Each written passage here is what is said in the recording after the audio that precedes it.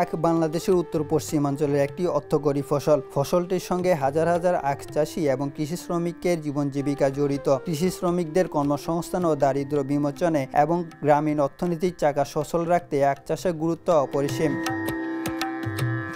আখের জমিতে বীজ রোপণ, কীটনাশক প্রয়োগ, আখ কাটা, আটি বাঁধা এবং পাওয়ার টিলারে আখ বোঝাই প্রভৃতি কাজে অনেক কৃষি শ্রমিকের প্রয়োজন হয়। এতে সারা বছর কর্মসংস্থানের এক অপূর্ব সুযোগ সৃষ্টি হয় কৃষি শ্রমিকদের।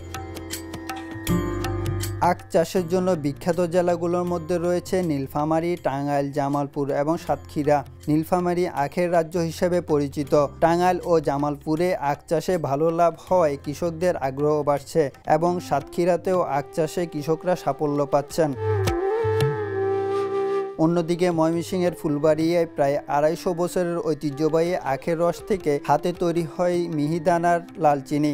এই চিনি ভৌগোলিক নির্দেশক জিআই পণ্যের স্বীকৃতি পেয়েছে। স্থানীয়দের মতে ব্রিটিশ আমলে ফুলবাড়িয়ার বিভিন্ন গ্রামে লাল চিনি উৎপাদন শুরু হয়েছিল। ধনী পরিবারগুলো এই মিষ্টান্ন আত্মীয় স্বজন ও বন্ধু বান্ধবদের উপহার হিসেবে পাঠাতেন।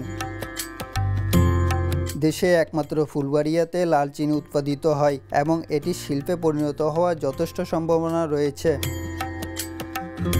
বিশ্লেষকরা বলেছেন, আখ চাষে যথাযথ পরিকল্পনা নেওয়া হলে লাল চিনি রপ্তানিযোগ্য পণ্য হয়ে উঠতে পারে।